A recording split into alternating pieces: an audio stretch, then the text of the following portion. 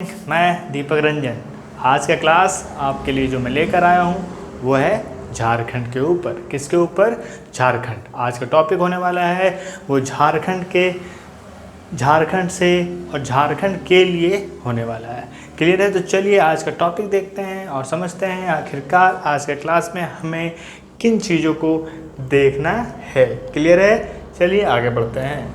अब आगे क्या है, सबसे पहले मैंने जो हेडिंग लिखा उससे रिलेटेड जो हमारा स्टोरी है, उससे रिलेटेड जो आज हमारा जनरल नॉलेज होने वाला है जो झारखंड से जुड़ी रहेगी, वो क्या है? प्राचीन काल में झारखंड। क्या कि आखिरकार प्राचीन समय में झारखंड का क्या उद्देश्य है, और उसके अंतर्गत आखिरकार अगर प्राचीन काल में हमें झारखंड को जानना है तो और कौन कौन से समय को जानना बहुत ही ज़्यादा ज़रूरी है। उसके लिए आप हमारे इस वीडियो के अंत तक जुड़े रहें और हमारे साथ कुछ नया सीखने का प्रयास करें। तो चलिए देखते हैं सबसे पहले कि प्राचीन काल कब झारखंड को प्राचीन काल में कैसे विभक्त किया गया है। तो बोला गया है कि झारखंड का अगर प्राचीन काल का डिस्क्राइब किया जाए तो सबसे पहले मौर्य काल। कौन सा काल? मौर्य काल। सेकंड मौर्योत्तर काल, एंड थर्ड गुप्त काल, और लास्ट क्या है? गुप्तोत्तर काल। ये चार काल में हमें प्राचीन काल का जो झारखंड है वो विभक्त किया गया है। इसीलिए यहाँ लिखा गया है प्राचीन काल में झारखंड। और वो प्राचीन काल कौन सा समय है? तो मौर्य काल, सेकंड मौर्योत्तर काल, थर्ड गुप्त काल, एवं फोर्थ क्या है? गुप्तोत्तर काल। क्लियर है? अब आगे बढ़ते हैं और आगे देखते हैं कि आखिरकार हमें और क्या जानना है हर एक कैटेगरीज के अकॉर्डिंग। सबसे पहले आते हैं किसमें? मौर्य काल में। ध्यान से देखना है और समझना है। क्लियर है? आगे बढ़ते हैं और देखते हैं क्या लिखा हुआ है कि जब मौर्य काल का समय, जब झारखंड में मौर्य काल का जो जिक्र होना स्टार्ट हुआ तो किन किन चीज़ों को देखना हमें देखने को मिला। वो क्या है? बोला गया कि मौर्य काल के समय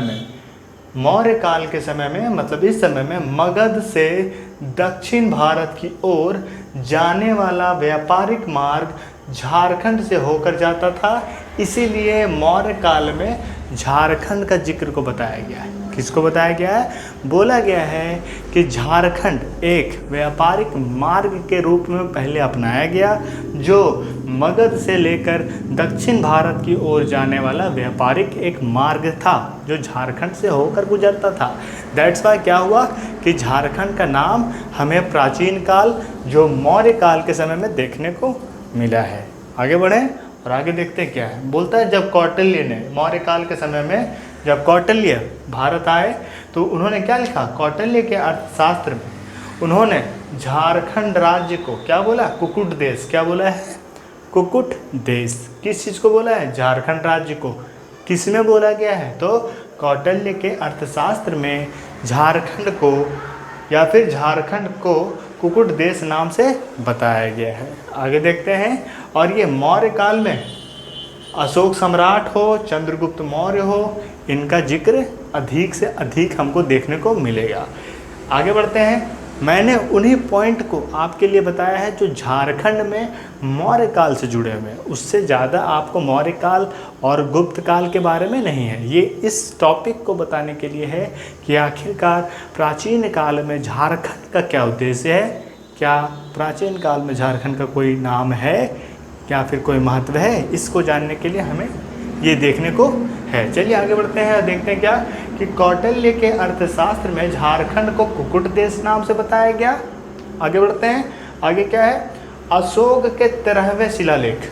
अशोक के 13वें शिलालेख। शिलालेख का मतलब क्या है कि जब अशोक सम्राट अपना राज संभाल रहे थे, अपना साम्राज्य, अपना शासनकाल संभाल रहे थे तो क्या करते थे? ये अपने बारे में कुछ अच्छी अच्छी जानकारियाँ शिलालेख के रूप में लिखवा दिया करते थे। अब वो क्या है? अशोक के 13वें शिलालेख। कितनेवें? 13वें शिलालेख में झारखंड के समीपवर्ती राज्यों का भी उल्लेख है। झारखंड के समीप जितने भी राज्य हैं उनका उल्लेख अशोक के शिलालेख में भी दिखाया गया है। किसमें दिखाया गया है? अशोक के शिलालेख में। आगे बढ़ते हैं और आगे देखते हैं क्या है वो। एवं चंद्रगुप्त मौर्य। कौन? मौर्य काल का बात हो रहा है, तो चंद्रगुप्त मौर्य ना आए तो फिर कौन आएगा? तो चलिए आगे बढ़ते हैं एवं चंद्रगुप्त मौर्य के बारे में समझते हैं। तो वो क्या है?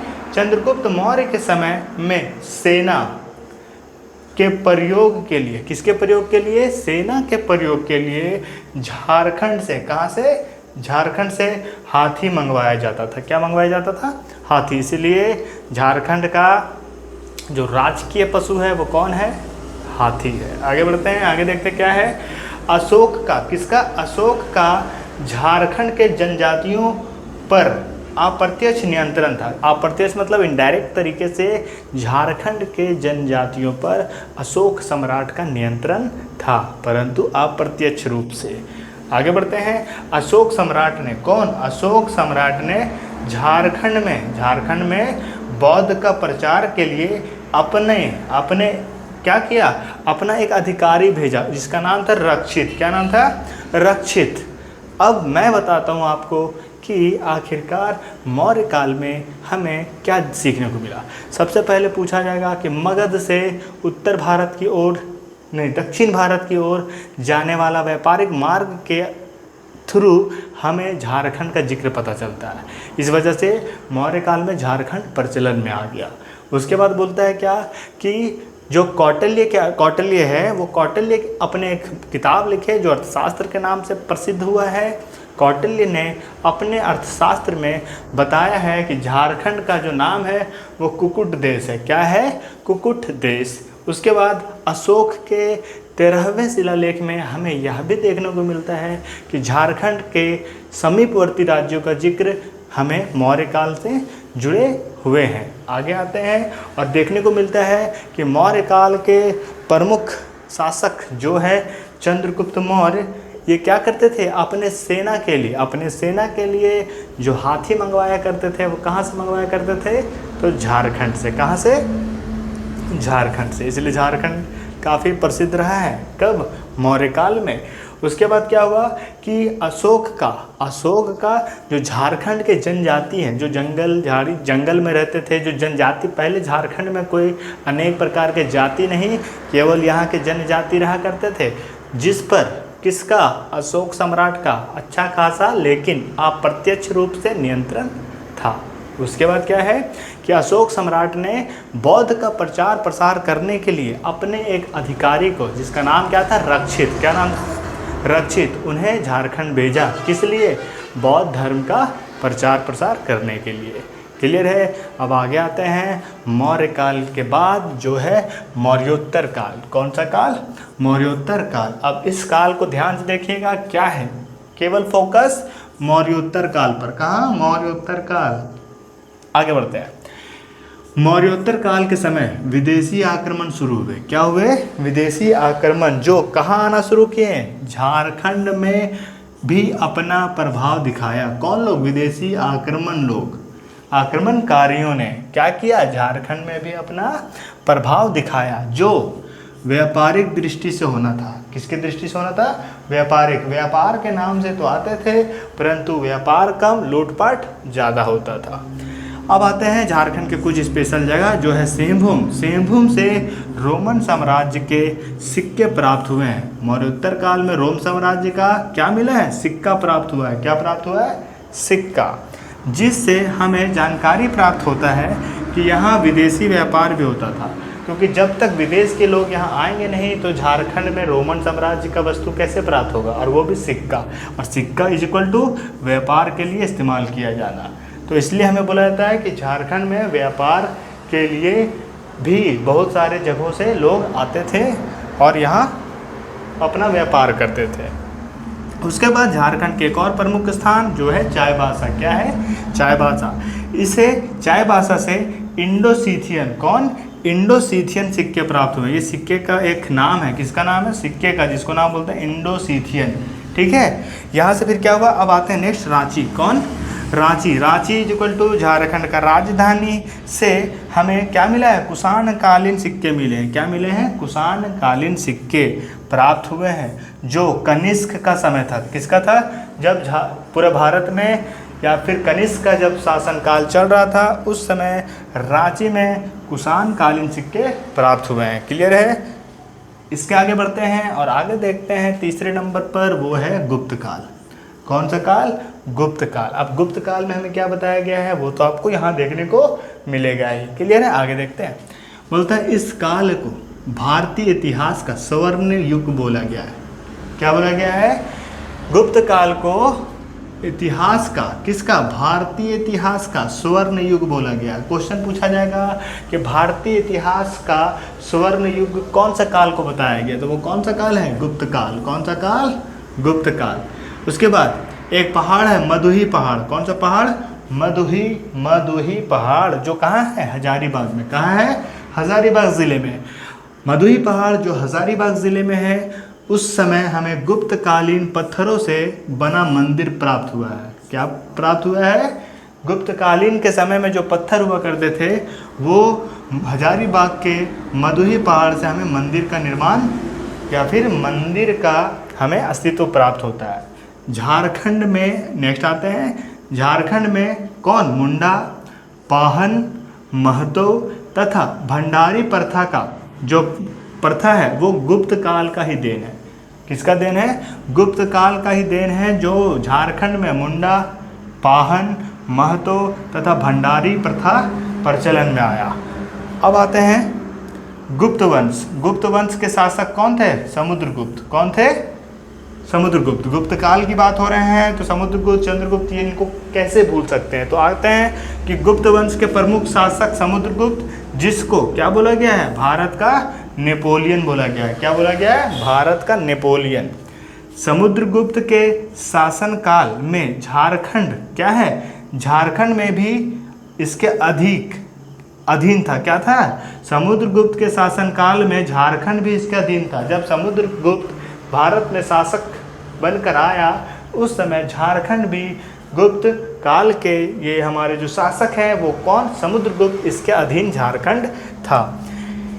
बोला जाता है एवं फाह्यान, जो फाह्यान है उन्होंने भी हमें बताया, जो चीनी यात्री थे। कौन थे? चीनी यात्री फाह्यान ने भी हमें बताया कि भारत में हमें इन चीज़ों की जानकारी देखने को मिलता है। और बोला गया है एवं इसके बाद ही झारखंड में क्या हुआ? बौद्ध धर्म का पतन होना शुरू हुआ। कब? जब समुद्रगुप्त और फाह्यान जैसे यात्री भारत में आते गए और अपना वर्चस्व फैलाते गए, उसके बाद से क्या हुआ कि हमें बौद्ध धर्म का पतन दिखाई देने लगा। क्लियर है? अब आते हैं आखिरी पड़ाव, जो है गुप्तोत्तर काल। कौन सा काल? गुप्तोत्तर काल। इस काल में क्या है? देखो, इस काल में गौड़ शासक। कौन सा शासक? गौड़ शासक। कौन है वो शासक? जिसका नाम है शशांक। क्या नाम है? शशांक। क्या नाम है? शशांक। इस काल का प्रतापी शासक रहा गौड़ का शासक शशांक। इस काल का प्रतापी शासक रहा का कौन सा काल का? गुप्तोत्तर काल का। क्वेश्चन आएगा गुप्तोत्तर काल का प्रतापी राजा में से क्या शशांक है या नहीं है? तो है। जो कहाँ का था? वेस्ट बंगाल का था। ये वेस्ट बंगाल का जिक्र हो रहा है। किसका जिक्र हो रहा है? पश्चिम बंगाल का। बोलते हैं साम्राज्य का फैलाव, जो गौड़ का शासक था उसका साम्राज्य का जो फैलाव था वो था झारखंड, उड़ीसा तथा बंगाल तक। कहाँ तक? झारखंड, उड़ीसा एवं बंगाल तक। शशांक द्वारा बनाए गए राजधानी, शशांक द्वारा झारखंड में बनाए गए राजधानी जो कौन है? पहला है संथाल परगना का बड़ा बाजार। कौन सा बाजार? बड़ा बाजार। कहाँ का? संथाल परगना का बड़ा बाजार, जो शशांक के द्वारा राजधानी बनाया गया। एवं दूसरा था दुलमी। कौन था? दुलमी, जो झारखंड के ही क्षेत्र है, जिन्होंने क्या किया? शशांक ने क्या किया? इसको राजधानी बनाया। उसके बाद हर्षवर्धन आया। कौन आ गया? हर्षवर्धन। बोलता है हर्षवर्धन भी झारखंड का शासक रह चुका। इसके द्वारा बनाया गया राजमहल, हर्षवर्धन के द्वारा बनाया गया राजमहल, जिसका नाम था काजांगल। क्या नाम था? काजांगल। काजांगल महल। कौन सा महल? काजांगल महल। किसके द्वारा बनाया गया? शशांक के द्वारा। वो कौन सा, कहाँ का राजा था? तो गौड़ का शासक। कहाँ का? गौड़ का शासक शशांक के द्वारा। नहीं, गौड़ का शासक नहीं, हर्षवर्धन। ये भी कहाँ का था? वेस्ट बंगाल का। और स्पेशल तरीके से अगर बोला जाए तो केवल भारत का। तो हर्षवर्धन भी झारखंड का शासक रह चुका और हर्षवर्धन ने ही क्या बनवाया, एक राजमहल जिसका नाम क्या रखा, काजांगल। क्या रखा, काजांगल। अब आगे आता है जो हेनसांग ने क्या किया, हेनसांग ने अपने भारत यात्रा वृत्तांत में बताया है। हेनसांग जब भारत आया तो अपने भारत यात्रा वृत्तांत में इन्होंने हर्षवर्धन द्वारा बनाया गया राजमहल जिसका नाम क्या रखा गया, काजांगल, इसका जिक्र अपने यात्रा वृत्तांत में किया। क्लियर है। अब आते हैं कुछ ऑब्जेक्टिव्स जो आपको इस वीडियो से सीखना होगा और ये आप अपने जीएस को मजबूत करने के लिए रख सकते हैं। अब आते हैं सबसे पहले क्या, सबसे पहले देखना है कि प्राचीन काल में भारत, जो प्राचीन काल है वो कौन कौन से काल हैं, वो है मौर्य काल, सेकंड मौर्योत्तर काल, थर्ड गुप्त काल, चौथा गुप्तोत्तर काल। क्लियर है। इसके बाद क्या है कि इस समय जो मगध है, मगध से हमें दक्षिण भारत की ओर जाने वाला जो व्यापारिक मार्ग था वो झारखंड से होकर गुजरता था। सेकंड है कौटिल्य के अर्थशास्त्र में झारखंड को कुकुट देश बोला गया है। तीसरा अशोक के 13वें शिलालेख में, कितना, 13वें शिलालेख में हमें क्या मिलता है कि झारखंड के समीपवर्ती राज्यों का जिक्र मिलता है। एवं चंद्रगुप्त मौर्य के समय में सेना के लिए जो प्रयोग किए जाने वाले हाथी थे वो झारखंड से मंगाए जाते थे। उसके बाद जो है कि चंद्रगुप्त मौर्य हो या फिर अशोक सम्राट हो, इन्होंने भी भारत के झारखंड राज्य में अनेक तरह के चीज़ों को व्यापार करने के लिए लाया। उसके बाद बोला गया अशोक का झारखंड के जनजातियों पर अप्रत्यक्ष रूप से नियंत्रण भी था। एवं अशोक सम्राट ने झारखंड में बौद्ध के प्रचार के लिए अपने एक अधिकारी जिसका नाम क्या था, रक्षित को भेजा। किसको भेजा, रक्षित को। उसके बाद क्या है मौर्योत्तर काल। मौर्योत्तर काल के समय में विदेशी आक्रमणकारी झारखंड आना शुरू कर दिए। ये क्यों होता था, तो व्यापारिक दृष्टि से होता था। किस वजह से, व्यापारिक दृष्टि से। सिंहभूम से भी रोमन साम्राज्य के सिक्के मिले हैं। उसके बाद जिससे हमें जानकारी प्राप्त होता है कि झारखंड में भी विदेशी व्यापार किया जाता था। चाईबासा से भी हमें इंडो सीथियन सिक्के मिले हैं। एवं रांची से हमें कुषाण कालीन सिक्के मिले हैं जो कनिष्क के समय का बात है। कब का, कनिष्क का समय। अब आता है गुप्त काल। गुप्त काल, इस काल में भारतीय इतिहास का स्वर्ण युग बोला गया है। क्वेश्चन पूछा जाएगा स्वर्ण युग किस काल को बोला गया, वो कौन से काल को बोला गया, तो वो गुप्त काल को बोला गया। आगे बढ़ते हैं। मधुही पहाड़। मधुही पहाड़ कहाँ है, तो हजारीबाग जिला में। उस समय क्या मिला है, गुप्तकालीन पत्थरों से बना मंदिर बिना है। क्या बना है, मंदिर।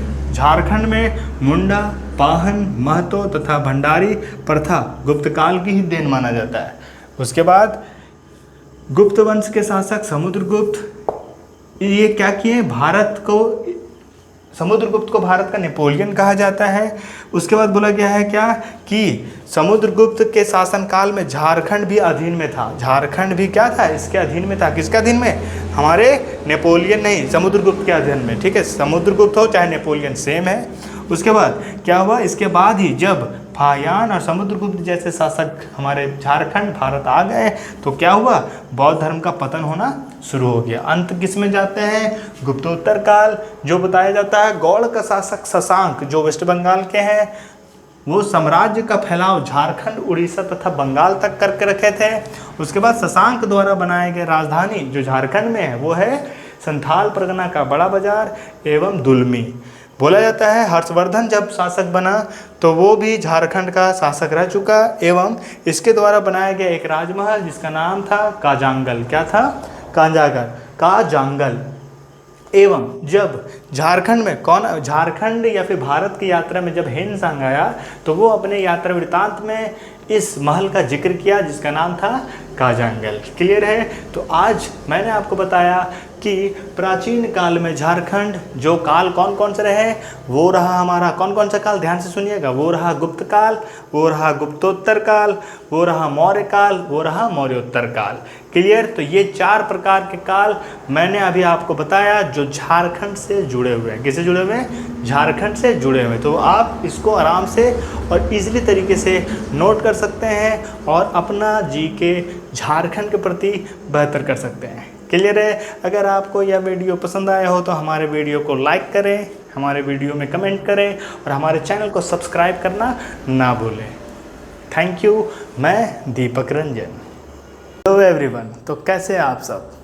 तो स्वागत है आप सभी का हमारे इस YouTube चैनल पर। जो आज मैं टॉपिक लेकर आया हूँ, जो आज वीडियो का जो उद्देश्य होने वाला है वो है हमारा झारखंड के क्षेत्रीय राजवंश। क्या होने वाला है? झारखंड के क्षेत्रीय राजवंश। मतलब यह है कि झारखंड में भी जिसका राज चला है, आखिरकार झारखंड में किन लोगों का राज अधिक चला है, इस पर भी चर्चा करना बहुत ही ज़्यादा आवश्यक है हर एक एग्ज़ाम के लिए जो झारखंड राज्य के लेवल का एग्ज़ाम होता है। अब आपका केवल ध्यान हमारे इस वीडियो में होना चाहिए। अगर आप हमारे इस YouTube चैनल पर पहली बार आए हैं तो पहले हमारे चैनल को सब्सक्राइब कर दें, जिससे मैं हर एक प्रकार के वीडियो आप तक पहुंचा सकूं, जिससे आप झारखंड के बारे में कुछ बेहतर ज़रूर सीख सकें। चलिए स्टार्ट करते हैं आज का क्लास, जो है झारखंड के क्षेत्रीय राजवंश। क्या है? झारखंड के क्षेत्रीय राजवंश।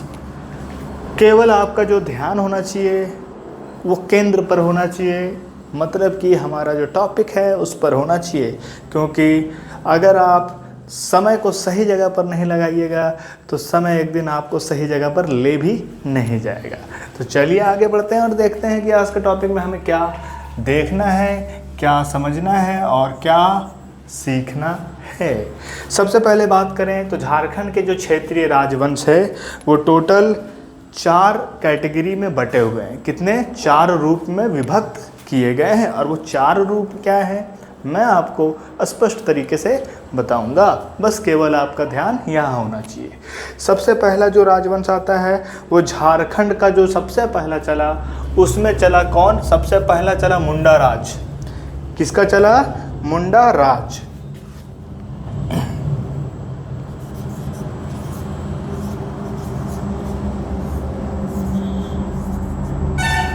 ध्यान से देखिए, झारखंड के जो क्षेत्रीय, झारखंड में स्पेशल ये कहाँ के थे? झारखंड में और झारखंड के।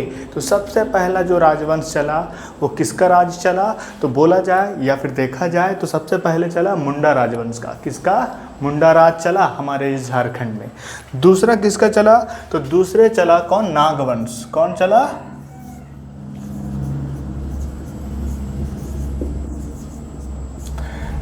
दूसरा कौन सा राजवंश चला? तो दूसरा चला नागवंश। कौन सा वंश? नागवंश। जो कहाँ चला? छोटा नागपुर का खास यही था। कौन था? नागवंश। तीसरा कौन चला? तीसरा पर ध्यान देते हैं हम लोग। हर एक पॉइंट को ध्यान से देखिएगा। अगर आपको कुछ भी समझने में अगर मीनिंग का किसी प्रकार से प्रॉब्लम हो तो आप हमें कमेंट में ज़रूर पूछें। तीसरा पॉइंट जो है वो हमारा है पलामू का रक्सेल वंश। कौन सा है? रक्सेल वंश। ध्यान से देखिएगा, रक्सेल।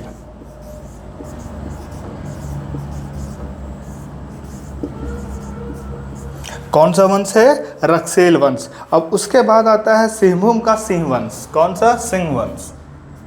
लास्ट जो चौथा है वो है सिंहभूम का सिंह वंश।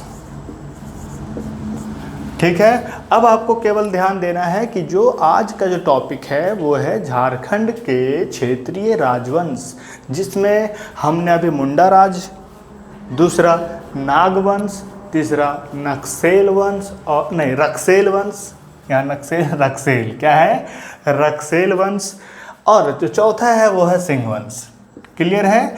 अब आते हैं आखिरकार ये वंश स्पेशल तरीके से किस क्षेत्र को इंडिकेट करते हैं हमारे झारखंड में। सबसे पहले जाते हैं कि जो मुंडा है वो पूरा टोटल झारखंड को इंडिकेट करता है। किसको इंडिकेट करता है? पूरे झारखंड को।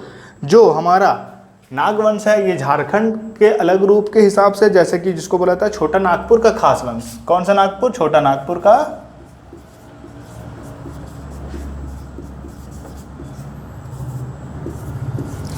छोटा नागपुर का खास वंश के हिसाब से ये देखा जाता है। कौन सा वंश? नागवंश। क्लियर है?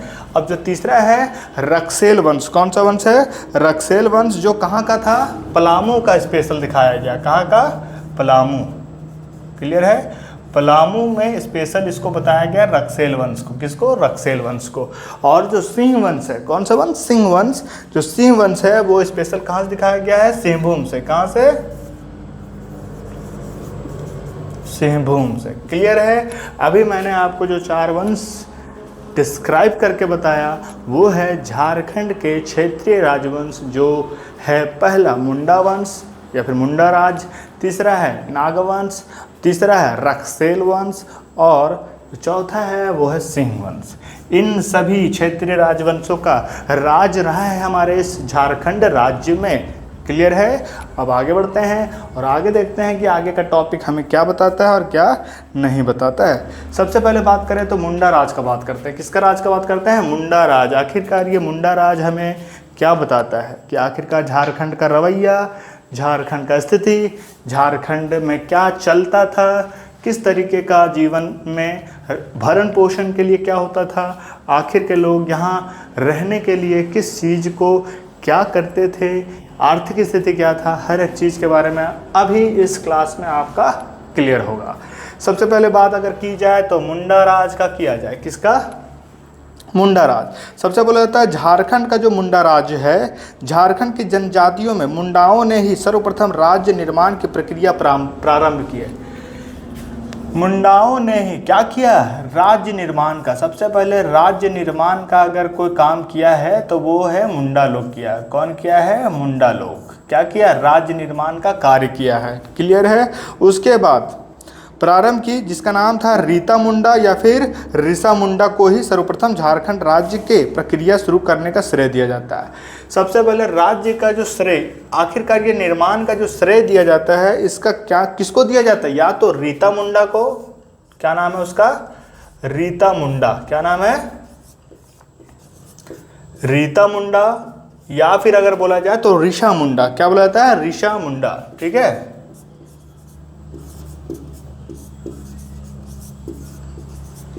ऋषा मुंडा को। ये आपके लिए इंपॉर्टेंट होने वाला है। आखिरकार अगर पूछा जाए कि मुंडा राज्य में राज्य का निर्माण करने के लिए किसे आगे रखा जाता है या फिर किसे क्या बोलता है श्रेय दिया जाता है, तो सर्वप्रथम अगर किसी को श्रेय दिया जाता है तो वो दिया जाता है रीता मुंडा को, या फिर जब बोला जाए तो ऋषा मुंडा को। ठीक है। ये दोनों अथवा में है, मतलब सेम है। आगे बोला जाए तो मुंडा को ही सर्वप्रथम झारखंड के राज्य निर्माण की प्रक्रिया शुरू करने का श्रेय दिया जाता है। यही जो मुंडा लोग हैं ये झारखंड राज्य के निर्माण में सबसे इंपॉर्टेंट रोल निभाते हैं। कौन निभाता है? कौन सा राजवंश? तो मुंडा राजवंश के लोग ही हमारे इस झारखंड राज्य के निर्माण में सबसे अधिक श्रेय किनको दिया जाता है? तो मुंडा राज को दिया जाता है, जिसमें रीता मुंडा या फिर बोला जाए तो ऋषा मुंडा को श्रेय दिया जा रहा है। आगे देखते हैं आगे क्या है।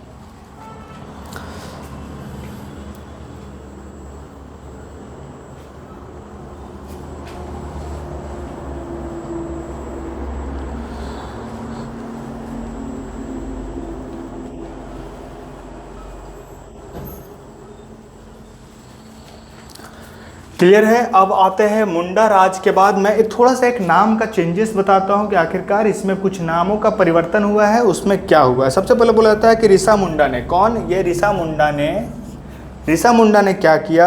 सुतिया पाहन को। किसको? सुतिया पाहन। एक नाम आया है, कौन सा नाम आया? सुतिया पाहन। सुतिया पाहन। कौन सा नाम आया है? सुतिया पाहन। सुतिया पाहन को मुंडाओं का शासक नियुक्त किया है। ये एक नाम है, इसको क्या किया गया? मुंडाओं का शासक नियुक्त किया गया। क्या किया गया? मुंडाओं का शासक, मतलब मुंडाओं पर जो शासन करेगा वो नियुक्त किया गया। क्या किया गया? मुंडाओं का शासक नियुक्त किया गया। किसको? सुतिया पाहन को। किसको? सुतिया पाहन को। इस नव स्थापित राज्य का नाम सुतिया पाहन के नाम पर सुतिया नाखंड रखा गया। अब जब सुतिया पाहन ने मुंडाओं का शासक नियुक्त किया गया इसको, तो इन्होंने क्या किया? इसका नामकरण बदल कर क्या रख दिया गया? सुतिया नागखंड रख दिया गया।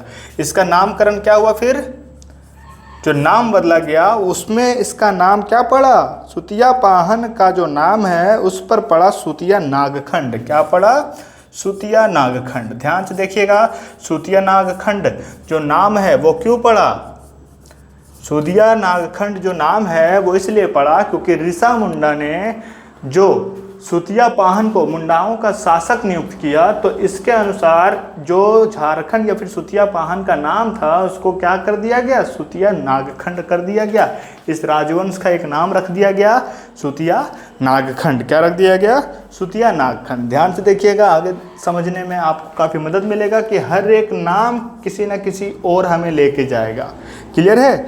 अब आते हैं जो सुतिया नागखंड नामक इस राज्य का जो सुतियापाहन से 7 गढ़ों और 21 परगना में विभक्त हो गया। अब इसको क्या किया गया, ये जो सुतिया नागखंड है, सुतिया नागखंड को 7 खंड में, किसमें, 7 गढ़ में, किसमें किया गया, 7 गढ़ और 21 परगना में विभक्त कर दिया गया। कितने में, 21 परगना।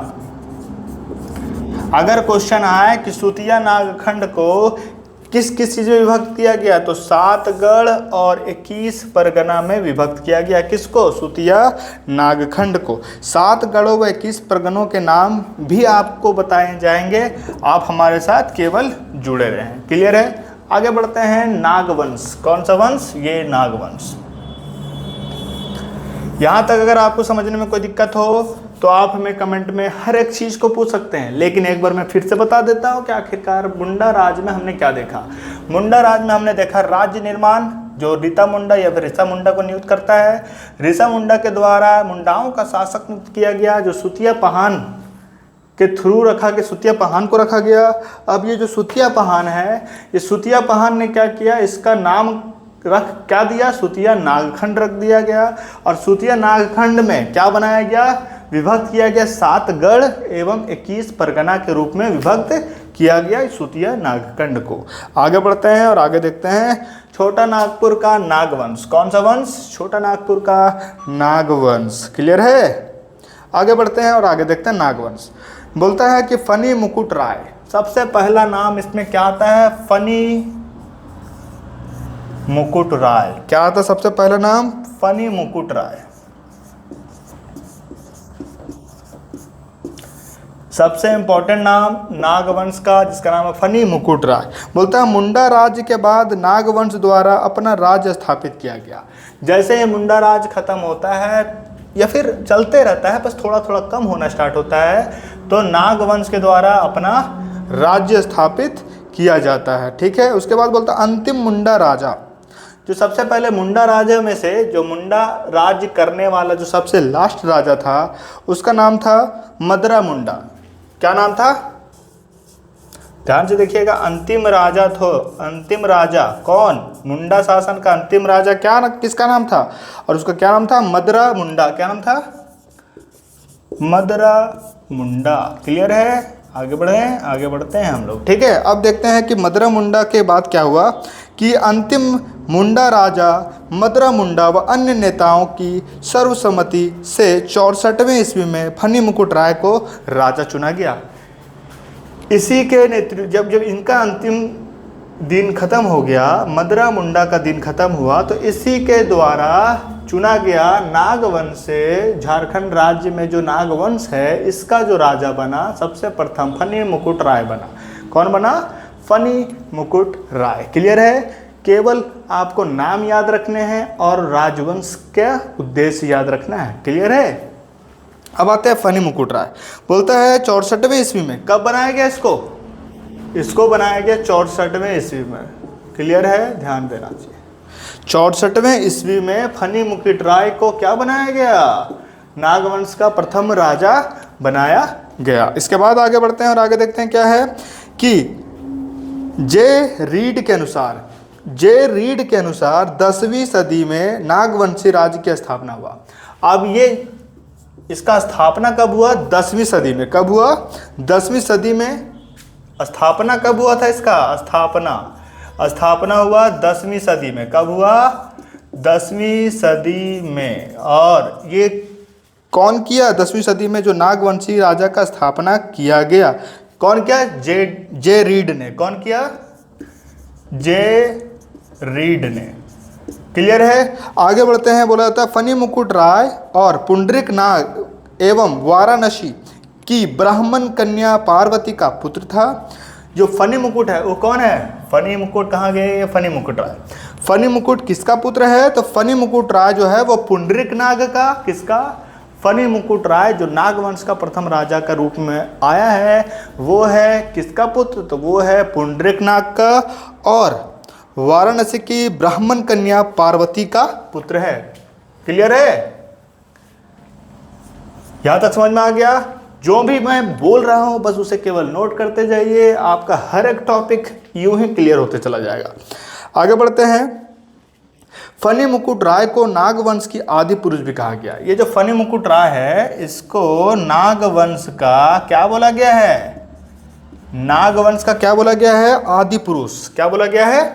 आदि पुरुष बोला गया है, मतलब ज़्यादा ही महान बना दिया गया इनको। ठीक है, और इनका कार्य भी वैसा रहा है, इस वजह से झारखंड में फनी मुकुट राय का एक अस्तित्व दिखाया जा रहा है। आगे बढ़ते हैं और आगे देखते हैं कि आखिरकार अब हमें क्या मिलेगा। नेक्स्ट टॉपिक जो आने वाला है वो हमारा आने वाला है रक्सेल वंश। कौन सा वंश? रक्सेल वंश। ये आखिरकार रक्सेल वंश में हमें क्या दिखाया जाएगा, क्या नहीं दिखाया जाएगा, इस पर भी चर्चा अभी करेंगे। क्लियर है? जितने भी पॉइंट अभी मैंने बताया बस उस पर ध्यान दें। क्लियर है?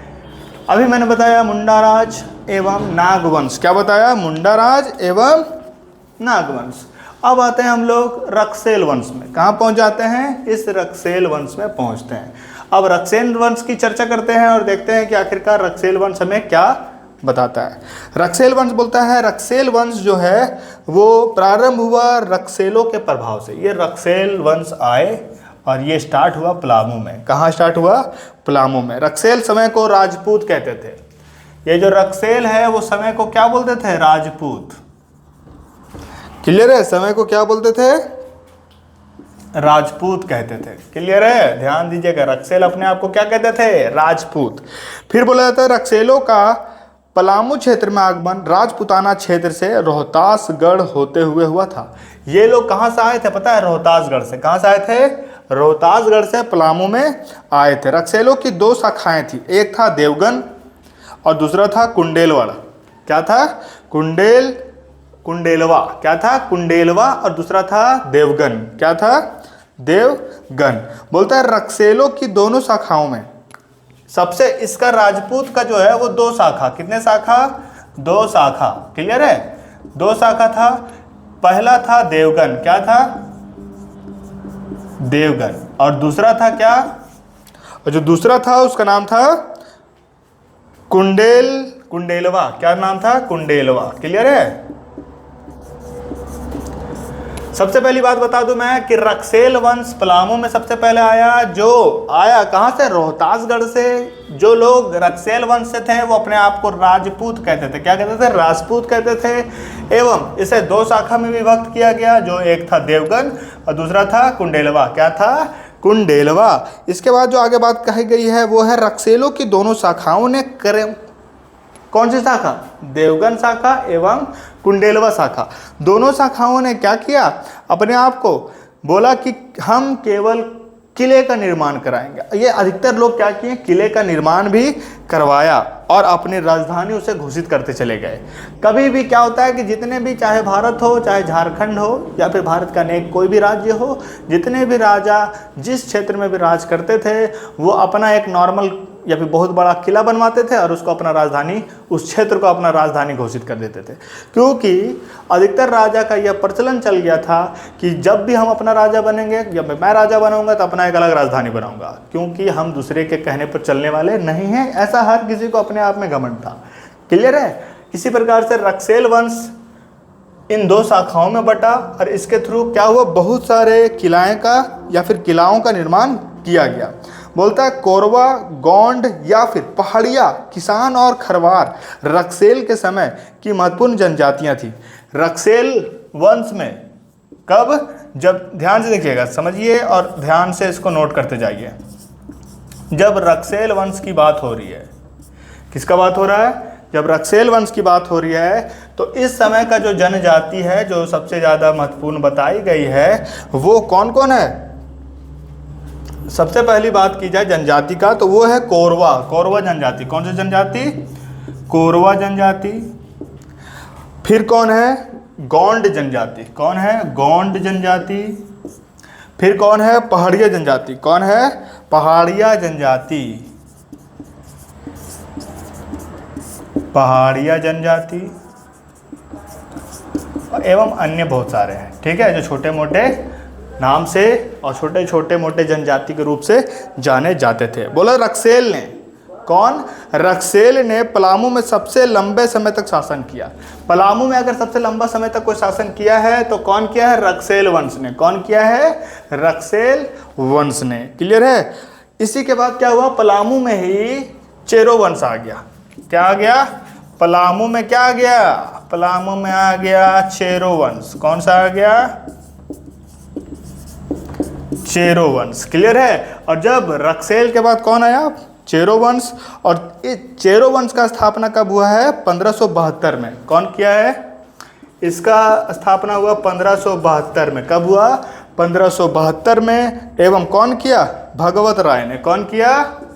भगवत राय ने। भगवत राय ने किसका स्थापना किया? चेरो वंश का। कहाँ? पलामू में। कब? 1572 में। क्लियर है? आगे बढ़ते हैं और आगे देखते हैं। इसके बाद जो हमारा पॉइंट है वो है सिंहभूम में सिंह वंश। कौन सा वंश? सिंहभूम में। अब आते हैं लास्ट, सिंहभूम में सिंह वंश। क्लियर है? अब सिंहभूम में सिंह वंश को हम यहां देखते हैं। क्लियर है?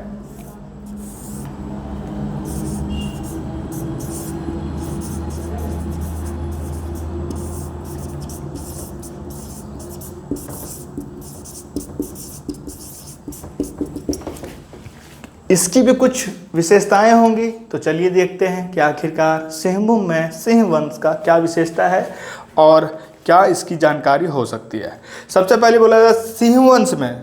कौन सा? सिंह वंश में हो जनजाति के अनुसार। कौन सा जनजाति? हो जनजाति। हो भी एक जनजाति है। ये क्या है? एक जनजाति। क्लियर है? हो जनजाति के अनुसार सिंहभूम का नामकरण उनके कुल देवता सिंह बोंगा के नाम पर हुआ था। सबसे पहले बोला जाए तो हो जनजाति के अनुसार। कौन से जनजाति के अनुसार? हो जनजाति के अनुसार जो सिंहभूम का नामकरण है वो वहां के देवता के नाम पर हुआ था, जिसका नाम था सिंह बोंगा। क्या नाम था? सिंह बोंगा। ठीक है? जिसका नाम क्या था? सिंह बोंगा। ध्यान से देखिएगा, सिंह बोंगा। ये कौन है? कुल देवता वहां का। क्या है? कुल देवता। ठीक है? कुल देवता के नाम पर ही सिंहभूम का जो सिंह वंश है हो जनजाति के अनुसार सिंहबोंगा में क्या सिंहबोंगा रखा गया। वो कौन है? कुल देवता के नाम पर इस क्षेत्र का नाम रखा गया। क्लियर है?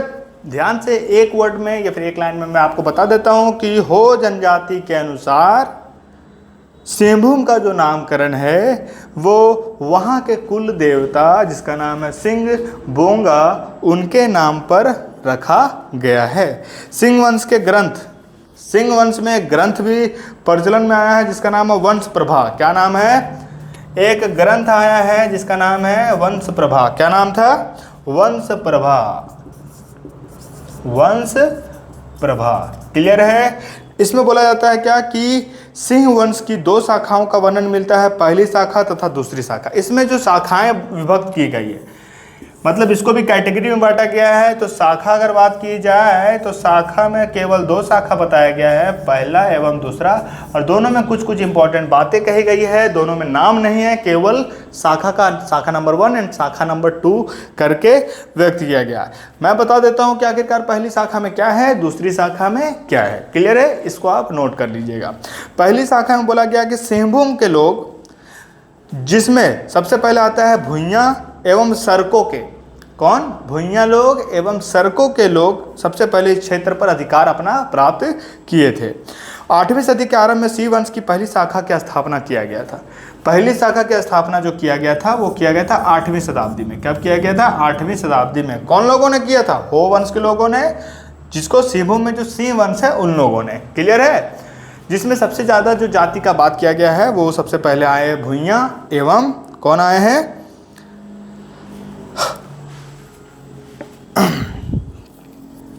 सरको लोग आए, भुइयां एवं सरको लोग। ठीक है?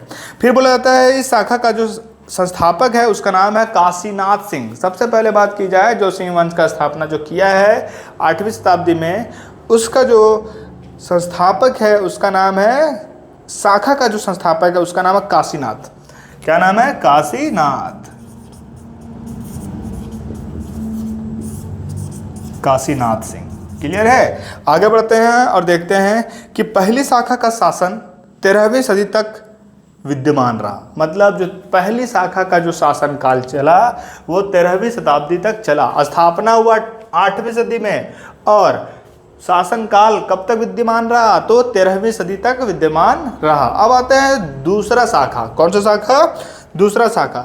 दूसरा शाखा का जो निर्माण करता है, जो स्थापना किए हैं, वो हुआ था 1205 में। कब हुआ था? 1205 में हुआ था दूसरा शाखा का निर्माण। सिंहभूम वंश के जो दूसरा शाखा है वो 1205 में निर्माण हुआ, उसका स्थापना हुआ, जो दर्प नारायण सिंह ने किया। कौन किया? दर्प नारायण सिंह ने। कौन किया? दर्प नारायण सिंह ने किया। क्लियर है? अब ये दर्प नारायण सिंह ने जो दूसरी शाखा का स्थापना किया है, इसमें क्या बात की गई है? बोलते हैं इस वंश का दूसरा संस्थापक इसके द्वारा किया गया और इसका जो मेन संस्थापक है जिसका नाम क्या है? युधिष्ठिर। क्या नाम है? इस वंश का दूसरा शासक, ये तो प्रथम हो गया, और इसी वंश का दूसरा शासक जो है वो कौन है? युधिष्ठिर है। कौन है? युधिष्ठिर।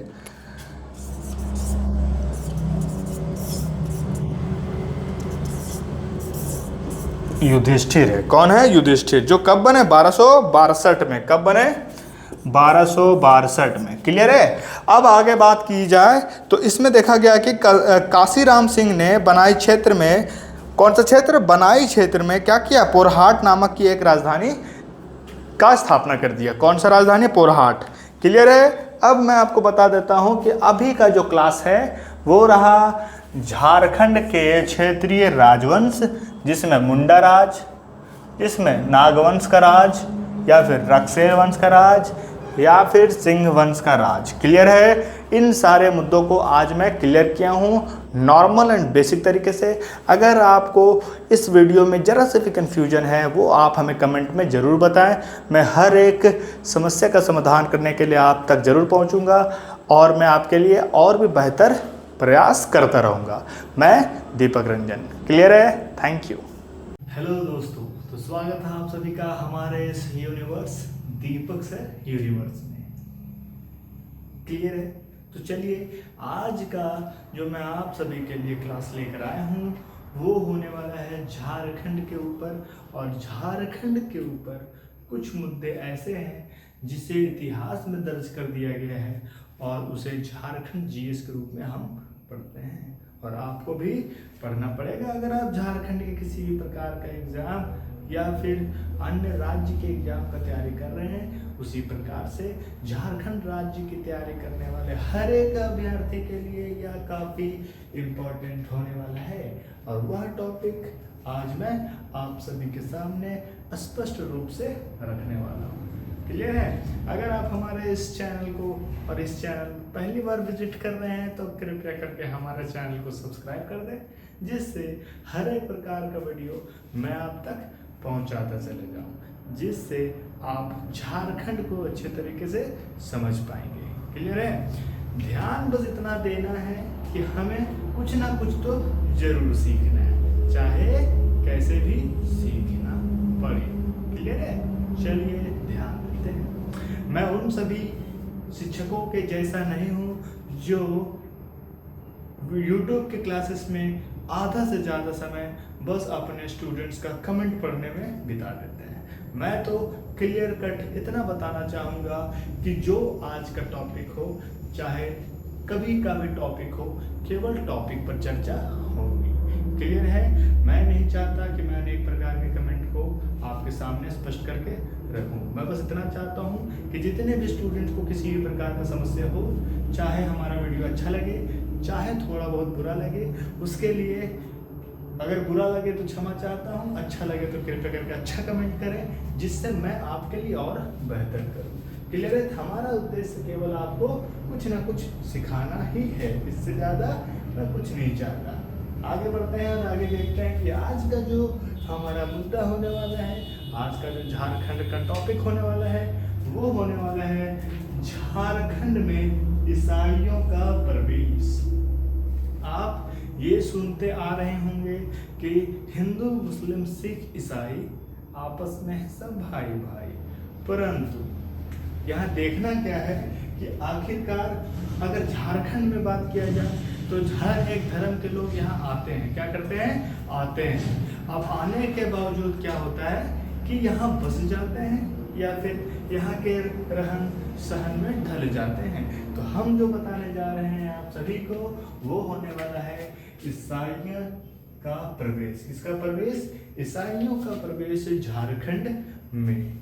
क्लियर है? तो ध्यान को इधर उधर बिल्कुल नहीं भटकाना है और हमें लेके जाना है ईसाइयों के पास। क्लियर है? तो चलिए बढ़ते हैं और देखते हैं कि ईसाई धर्म के हिसाब से हमें क्या पता चलता है कि झारखंड में कहाँ, झारखंड में ईसाइयों का प्रवेश कैसे हुआ है। बोलता है झारखंड में सर्वप्रथम जर्मनी के फादर रेवरेंड जोएस गॉसनर द्वारा।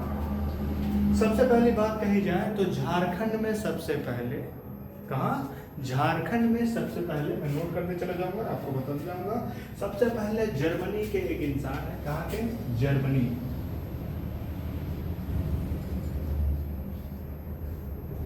जर्मनी के एक इंसान है जिसका नाम है फादर रेवरेंड। क्या नाम है? फादर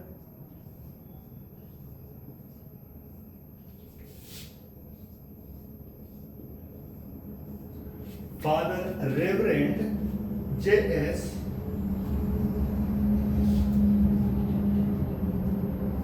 क्या नाम है? Father reverend JS Gossner. क्या नाम है? गॉसनर।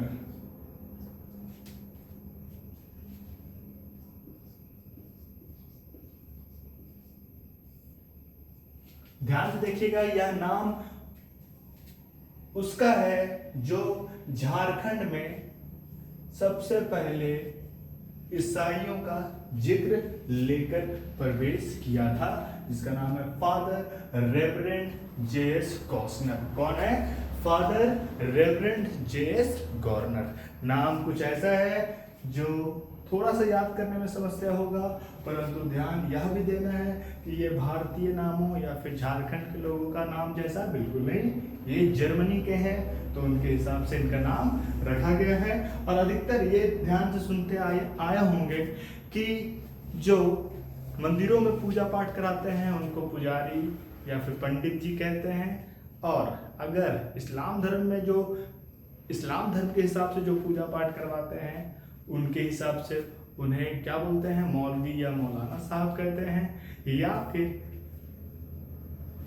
सिखों में जो होता है उसको सिख गुरु बोलते हैं। ईसाइयों में जो होता है, जो पूजा पाठ ईसाई में कराते हैं, लेकिन पूजा तो होता नहीं, परंतु फिर भी जो उन धर्म में से जो मुख्य रूप से जिसको देखा जाता है उसको सब फादर बोलते हैं। क्या बोलते हैं? फादर। आगे बढ़ते हैं कि झारखंड में जर्मनी के एक फादर रेवरेंड जेएस गॉसनर ने सर्वप्रथम क्या किया? झारखंड में ईसाइयों का बारे में जिक्र किया। कब? 2 नवंबर 1845 को। कब? 2 नवंबर 1845 को। कब? 2 नवंबर 1845 में किसके द्वारा? फादर रेवरेंड जेएस गॉसनर के द्वारा झारखंड में पहली बार और प्रथम बार क्या आया? ईसाइयों का आगमन शुरू हो गया। क्लियर है? और ये जो फादर रेवरेंड जेएस गॉसनर है वो कहाँ के रहने वाले हैं? वो है कहाँ के? जर्मनी के रहने वाले। कहाँ के? जर्मनी के रहने वाले हैं। सबसे पहले ये जो आए हैं झारखंड, ये डायरेक्ट आए किस वजह से? जिस प्रकार से बोला जाता है कि बौद्ध धर्म का प्रचार करने के लिए बौद्ध भिक्षु लोग आए, जैन धर्म करने के लिए आए, जैनियों लोग आए, उसी प्रकार से ईसाई धर्म का प्रचार करने के लिए ये पहली बार झारखंड में प्रवेश किए 1845 में। कब? 1845 में। इतना ध्यान दीजिएगा कि 1845 के बाद ही झारखंड में ईसाई धर्म का प्रचलन धीरे धीरे शुरू हुआ। वर्तमान में झारखंड में काफी अधिक मात्रा में ईसाई धर्म को मानने वाले लोग उपस्थित हैं। आगे बढ़े। आगे बढ़ते हैं और देखते हैं आगे किन पॉइंट्स को समझ रहे हैं। बोलता है कि ईसाई प्रचारक के दल को रांची भेजा गया। सबसे पहले ईसाई प्रचारक के जो भी दल है, जो सबसे पहले फादर रेवरेंड जेस गॉसनर के द्वारा हुआ, उन्होंने क्या किया, ईसाई के प्रचारकों को दल के रूप में कहाँ भेजा गया, सबसे पहले रांची भेजा गया। कहाँ भेजा गया, रांची। जो कुछ लोग थे धर्मशास्त्री, कुछ लोग थे अर्थशास्त्री और कुछ लोग तो शिक्षक थे और कुछ लोग क्या थे, बस ये तीन रूप में देखा जाता है कि कुछ अर्थशास्त्री आए, कुछ धर्मशास्त्री आए और कुछ शिक्षक लोग आए झारखंड में ईसाई धर्म के प्रचारक बनके, जो एक दल में आए थे, समूह बनाकर आए थे कि हमें और झारखंड वासियों को ईसाई धर्म के बारे में बताएं और उस पर चलने का क्या करें, बस एक राह दिखाएं। इससे ज्यादा आप कुछ कर नहीं सकते हैं। अगर आप भारत में हैं, आप किसी भी प्रकार का धर्म को अपना सकते हैं, इसमें कोई जोर जबरदस्ती नहीं होता, लेकिन ये केवल कहने की बात होती है। भारत की स्थिति कहीं कहीं थोड़ा सा दयनीय नजर आता है, जहां धर्म को लेकर ज्यादा उदंडी होता है, ठीक है, उदंड किस्म के आदमी और इंसान नजर आते हैं, परंतु इनसे पीछे हटते हैं और केवल अपना फोकस करियर पर रखते हैं, क्योंकि सबसे इंपॉर्टेंट है मानवता। क्लियर है, मानवता। भले ही आप तो किसी भी प्रकार के धर्म से हो, आप धर्म को रखे रहें। धर्म को कोई उल्टा सीधा बोलता है आप जवाब दे सकते हैं, परंतु किसके रूप में, कानूनी रूप में। खुद लड़ने बिल्कुल मत जाए। आगे बढ़ते हैं और आगे देखते हैं। बोलता है झारखंड का प्रथम ईसाई मिशन जो क्या कहलाया, गॉसनर मिशन। सबसे पहले ध्यान दीजिएगा, झारखंड का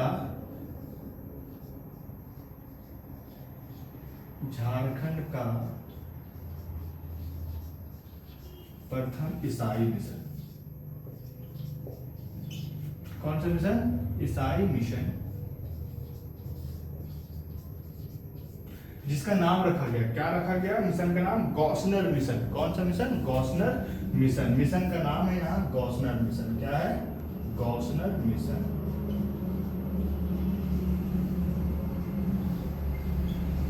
ध्यान से देखा जाए, गॉसनर मिशन हमारा जो है वो फादर रेवरेंड जेएस गॉसनर के नाम पर ये रखा गया।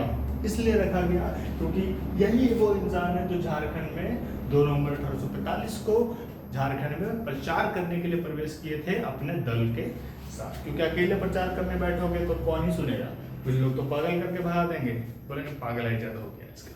तो इसके लिए क्या होता है, हमें किसी चीज के बारे में अगर बताना होता है तो हम क्या करते हैं, ग्रुप, अपना एक टीम क्रिएट करते हैं और उस टीम को लेकर हर एक जगह पर पहुंचते हैं और बताते हैं लोगों को कि ये इस प्रकार का चीज है और यहाँ ये होने को है। आगे बढ़ते हैं और आगे देखते हैं। बोलता है कि सबसे पहले बात अगर किया जाए तो जो गॉसनर मिशन है, इसकी स्थापना जर्मनी के ईसाई दल द्वारा, जो गॉसनर मिशन है ये जर्मनी के किसके द्वारा, ईसाई दल द्वारा छोटानागपुर के कमिश्नर कर्नल और जिसका नाम है आउसले तथा डिप्टी कमिश्नर हैनिंगटन के सहयोग से किया गया था। सबसे पहले अगर बात किया जाए, गॉसनर मिशन का जो स्थापना है वो छोटानागपुर में तो हुआ। कहाँ हुआ, छोटानागपुर मतलब झारखंड में तो हुआ, परंतु किसके मदद से, तो कुछ विदेशी लोग भी हैं, मतलब कुछ ब्रिटिश लोग भी हैं, जिसका जिक्र यहाँ आपको देखना है। तो मदद अगर किसी ने किया तो वो मदद कौन करने वाले लोग हैं, एक थे कर्नल औसले। क्या थे, औसले एक इंसान है, औसले।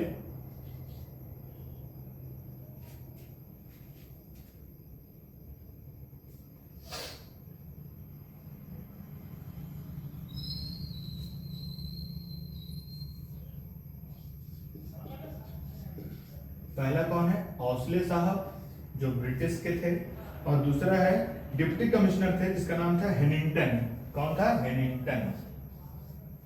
कौन, क्या नाम था उनका, हेनिंगटन, ठीक है।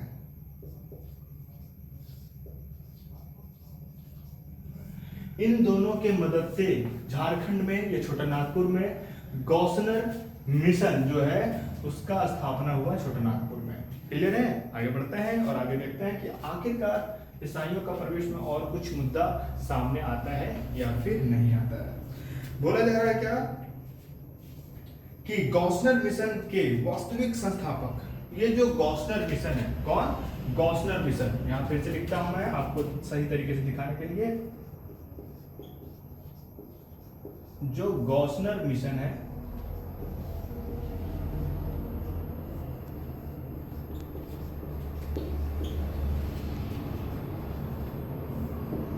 गॉसनर मिशन के जो असल संस्थापक जिसके माना जाता है उसका नाम है डॉक्टर हेकरलिन। क्या नाम है? डॉक्टर हेकरलिन।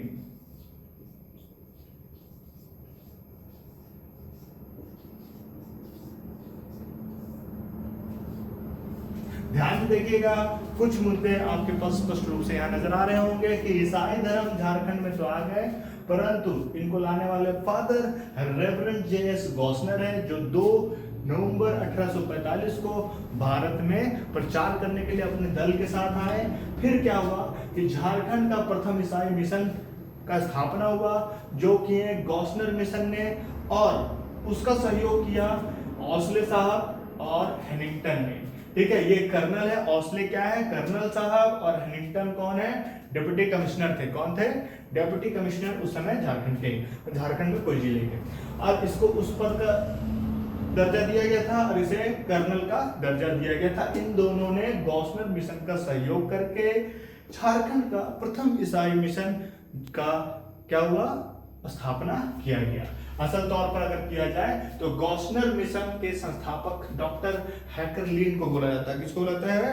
डॉक्टर हैकरलिन। छोटा नागपुर के तत्कालीन उपायुक्त होते हैं जो तत्कालीन उपायुक्त कैप्टन जॉन कोलफील्ड थे। क्या थे? कोलफील्ड के प्रयास से मिशन को छोटा नागपुर के राजा ने भूमि प्रदान किया। अब क्या हुआ कि जो गॉसनर मिशन है, इसको क्या हुआ? झारखंड में भूमि प्रदान किया गया। क्या किया गया? झारखंड में भूमि प्रदान किया गया। अब बताइए कि झारखंड में कोई अन्य जगह के लोग आए और उन्हें क्या किया गया कि झारखंड में भूमि उपस्थित और भूमि उपलब्ध कराकर दिया गया। क्या करा गया? भूमि उपलब्ध कराकर दिया गया। बोला जाता है क्या कि उसे झारखंड में छोटा नागपुर के राजा ने, ठीक है, जिसका नाम था जॉन कोलफील्ड के प्रयास से, किसके? उपायुक्त कैप्टन जॉन कोलफील्ड के प्रयास से मिशन को छोटा नागपुर के राजा ने भूमि प्रदान किया। अब किसको किया? तो जॉन कोलफील्ड को। किसको किया?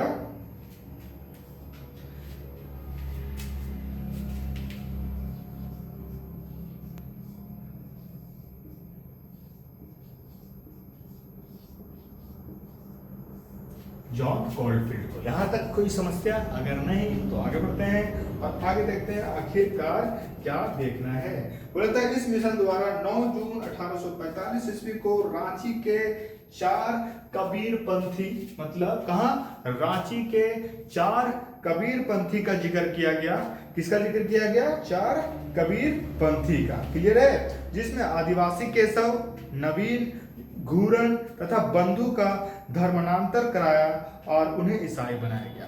झारखंड में सबसे पहले ईसाई किसे बनाया गया, इस पर भी चर्चा करा जाता है। इस पर चर्चा करने के लिए हम ध्यान देते हैं क्या, किन किन चीजों पर यहाँ बात कही गई है। बोलता है क्या कि इस मिशन ने 9 जून 1845 9 जून 1845 9 जून 1845 को रांची के 4 कबीरपंथी आदिवासी ने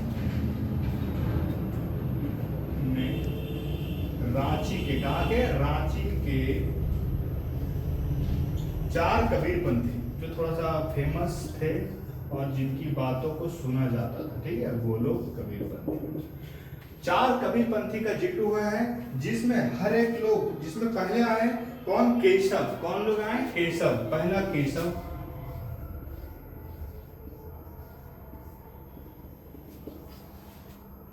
केशव के बाद आए नवीन, फिर तीसरा आया घूरन, और फिर चौथा आया बंधु।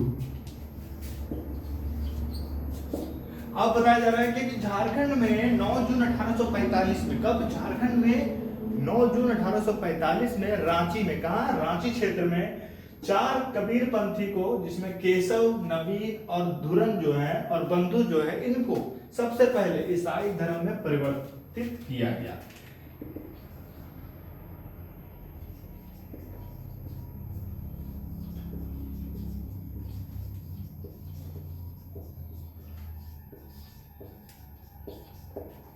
और ये अपनाने वाले वो लोग हैं जो प्रॉपर तरीके से किसी भी सनातनी धर्म से नहीं जुड़े हुए थे, नॉर्मल ये अपना जीवन यापन कर रहे थे झारखंड में। उसी प्रकार से जो ईसाई धर्म के प्रचारक है, सबसे पहले अपना पॉइंट इनको और सबसे पहले अपना धावा और अपना जो सोच है इन पर हावी किया, और इन लोगों ने ईसाई धर्म को अपनाया। कहाँ? छोटानागपुर प्रदेश में। क्लियर है? अपना झारखंड राज्य में। आगे बढ़े और आगे देखते हैं तो बोला जाता है क्या, सबसे पहले इसके बाद झारखंड का प्रथम ईसाई मिशन के बाद क्या हुआ, चाईबासा में एक मिशन बना। कहाँ बना? चाईबासा मिशन। 1851 में चाईबासा मिशन की स्थापना की गई। फिर 1851 में, कब? 1851 में चाईबासा मिशन का स्थापना हुआ। क्या हुआ? चाईबासा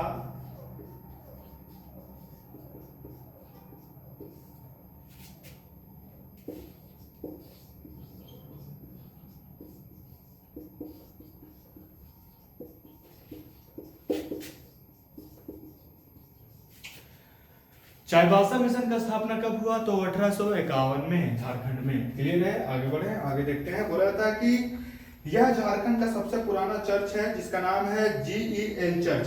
सबसे पुराना, झारखंड का सबसे पुराना चर्च का बात करते हैं। झारखंड का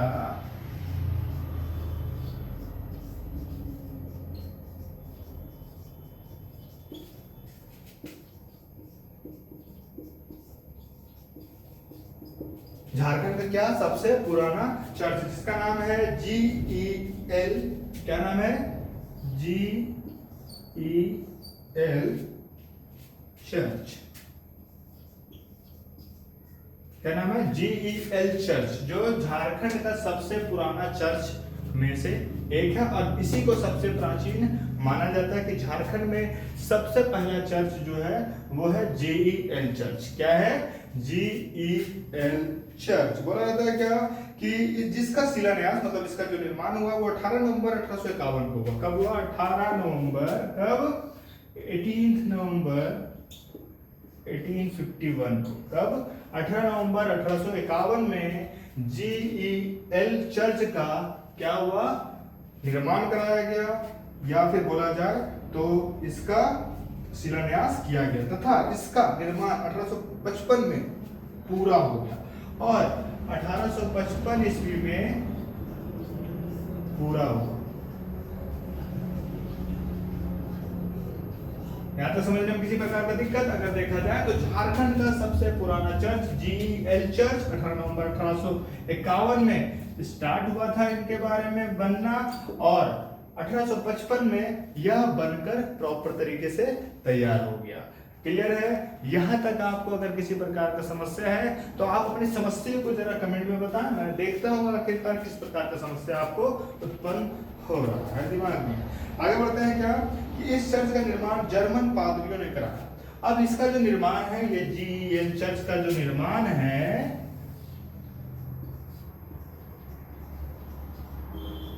ये जर्मन पादरी के लोग द्वारा किया। कहाँ? झारखंड में तो पादरी थे नहीं उस समय शुरुआत में, तो क्या हुआ? जर्मन पादरी लोग ही GEL चर्च का सर्वप्रथम झारखंड में निर्माण करवाया। बोला तो इस चर्च का निर्माण गोथिक शैली में किया गया। 1857 के स्वतंत्रता संग्राम, जब 1857 के, कब? जब 1857 के स्वतंत्रता संग्राम के बारे में अगर बात किया जाए, तब इस चर्च पर तोप के 4 गोले दागे गए थे। तब जब 1857 का, कब? ध्यान से सुनिएगा, ठीक है, और सुनने के बाद इसे नोट कीजिएगा। 1857 में जब स्वतंत्रता संग्राम हुआ, क्या हुआ?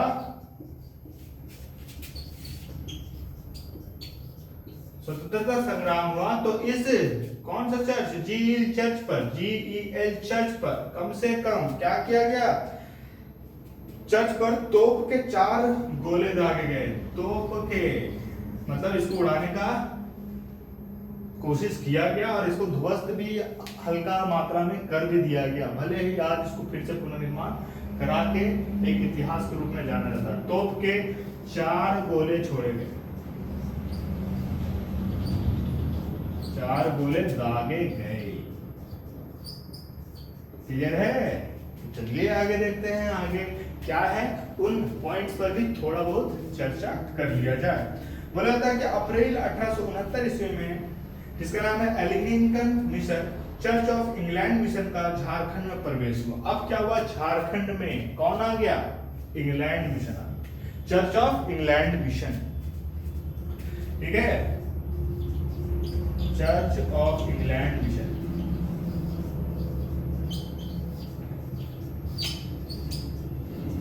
Church of England mission Jharkhand में कब आया,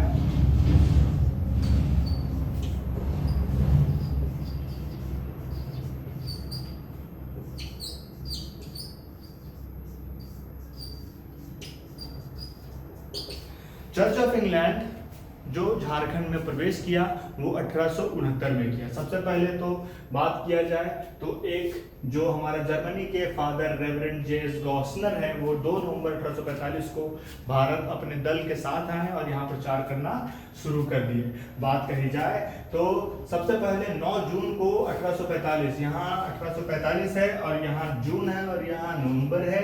बात कही जाए तो ये ज्यादा प्रचार करने के लिए आए थे। उससे पहले ही जब देखा गया कि झारखंड के निवासी भी ईसाई धर्म में अपना रुचि दिखाते हैं, इस वजह से इन्होंने, रेवरेंड जेस गॉसनर ने क्या किया, 1845 में झारखंड में पूरे अपने दल के साथ प्रवेश किया और झारखंड में ईसाई धर्म का प्रचार पूरे ताबड़तोड़ तरीके से करते चले आते गए और अनेक प्रकार के जगहों पर और अनेक लोगों ने ईसाई धर्म को उसी समय फॉलो करना भी शुरू कर दिया।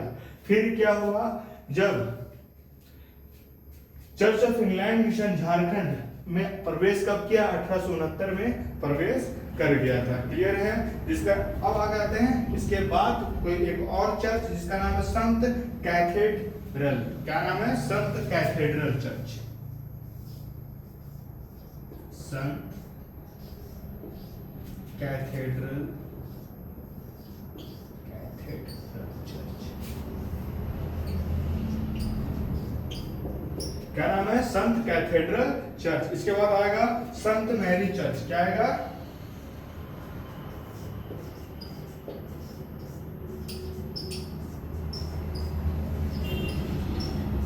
इसके बाद एक और चर्च आएगा जिसका नाम है यूनाइटेड फ्री चर्च। क्या नाम है? The United free church.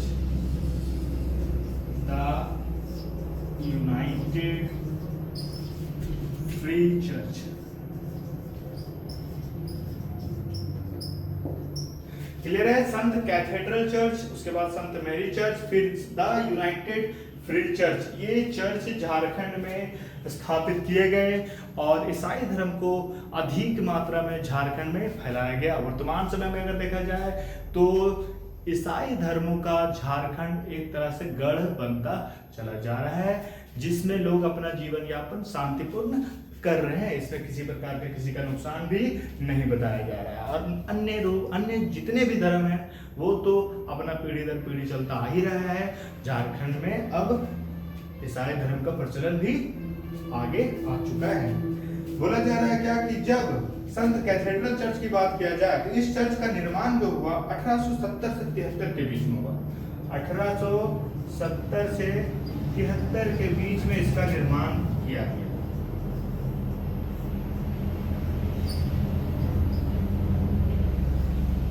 इसका निर्माण हुआ कब? 1870 से 73 के बीच। यह चर्च रांची के बहु बाजार में है। यह चर्च जो है जिसका नाम है संत कैथेड्रल चर्च, ये रांची के बहु बाजार के पास। कहाँ है? बाजार का नाम तो बड़ा अच्छा है, बहु बाजार। वहां शायद बहु बिकता होगा, लेकिन ऐसा नहीं है।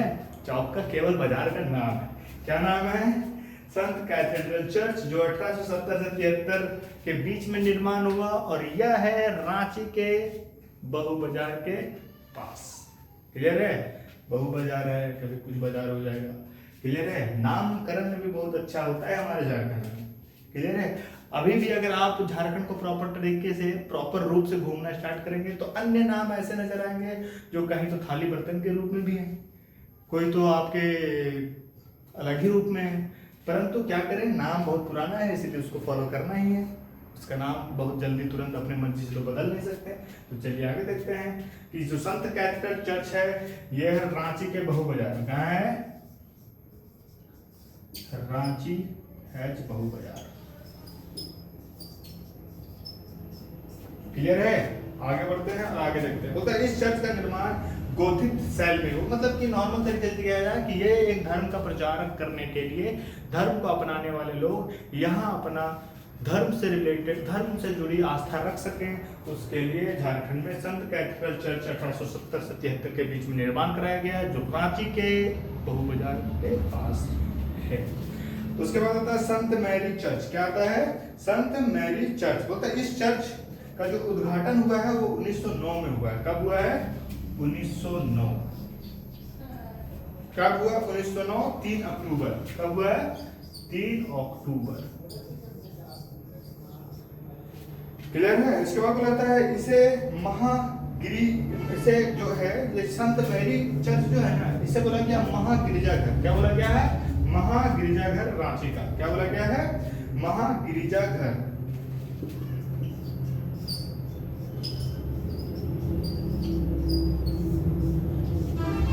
क्लियर है? आगे बढ़ते हैं। ये भी जो है संत मैरी चर्च भी कहाँ है? रांची में। कहाँ है? रांची में।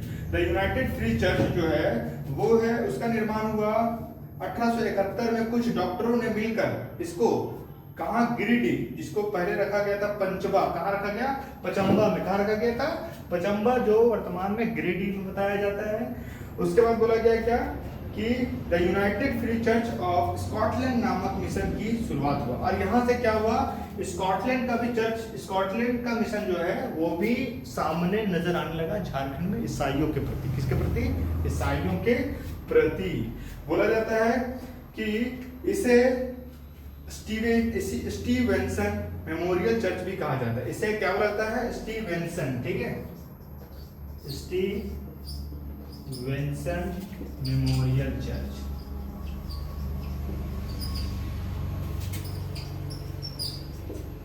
भी कहा जाता है। किसे? द यूनाइटेड फ्री चर्च को स्टीवन क्या बोलते हैं? देखते हैं। स्टीवेंसन है। क्या है? स्टीवेंसन मेमोरियल चर्च भी कहा जाता है। द यूनाइटेड फ्री चर्च को जो बोला गया पचम्बा, मतलब कि गिरिडीह के क्षेत्र में बताया गया है। क्लियर है? अब आते हैं आगे कि बोला जाता है कि झारखंड में 1850 में गोविंदपुर, 1851 में चाईबासा, 1854 में हजारीबाग, 1855 में पिठोरिया, इन सारे जगहों में, ठीक है, मतलब कि बोला जाए तो गिरिडीह, हजारीबाग और फिर चाईबासा, अन्य जगहों पर ईसाइयों का प्रचलन अधिक मात्रा में फैलता जा रहा है। वर्तमान समय में अगर हमारा झारखंड देखा जाए तो ईसाई धर्म के मानने वाले अधिक से अधिक जनसंख्या हमारे झारखंड में उपलब्ध है और इसे प्रॉपर तरीके से मान रहे हैं और इसे फॉलो कर रहे हैं। क्लियर है? तो आज का जो क्लास है वो रहा हमारा झारखंड। क्या रहा? झारखंड। और झारखंड में ईसाइयों का प्रवेश जो बताया जा रहा है कि 1845 से अधिक मात्रा में दिखाया गया है। क्या? झारखंड में ईसाइयों का क्या? प्रवेश। क्लियर? तो आज का क्लास केवल झारखंड में ईसाइयों का प्रवेश। अगर आपको हमारा यह वीडियो अच्छा लगा तो कृपया करके हमारे वीडियो में कुछ अच्छा सा कमेंट करें, हमारे वीडियो को अधिक से अधिक शेयर करें और सब्सक्राइब करना तो बिल्कुल ना भूलें। क्लियर? Thank you. मैं दीपक रंजन। हेलो दोस्तों, तो कैसे हैं आप सब? आशा करता हूं कि आप सभी ठीक होंगे और अपना दशहरा अच्छे से सेलिब्रेट किए होंगे। तो चलिए, जो अब क्लास स्टार्ट होने वाली है वो है हमारा झारखंड से रिलेटेड। किससे रिलेटेड? झारखंड से रिलेटेड। क्लियर? तो चलिए स्टार्ट करते हैं और देखते हैं आखिरकार आज का क्लास मैंने आपके लिए कौन से टॉपिक पर लेकर आया हूँ। क्लियर? वीडियो से ध्यान को बिल्कुल भी भटकने नहीं देना है, केवल फोकस हमारे वीडियो में और इस टॉपिक पर होना चाहिए। क्लियर है? तो चलिए स्टार्ट करते हैं और देखते हैं आखिरकार आज का क्लास किस मुद्दे पर रखी गई है। तो मुद्दा क्या है? तो मुद्दा है हमारे पास कि झारखंड में, कहाँ? झारखंड राज्य में। ध्यान से देखना है कि आज का जो टॉपिक है वो है झारखंड। लेकिन झारखंड में क्या? तो झारखंड में देसी रियासतें। क्या है? देसी रियासतें। क्या आखिरकार झारखंड में कौन से देसी रियासतों का प्रचलन देखने को मिलता है? क्लियर है? आगे बढ़ते हैं और देखते हैं आखिरकार हमारा जो झारखंड है, इस झारखंड राज्य में कौन से रियासतों का नाम या फिर प्रचलन देखने को मिला है। सबसे पहले मैं बता रहा हूँ आपको कि हमारे झारखंड राज्य में जो दो रियासतें हैं वो हैं, एक सरायकेला और दूसरा है खरसावां। कौन कौन से? सरायकेला एवं खरसावां। क्लियर? तो ये रहा आज का टॉपिक। टॉपिक क्या है? झारखंड राज्य में देसी रियासतें। जो रियासतें किस पर कौन कौन से हैं?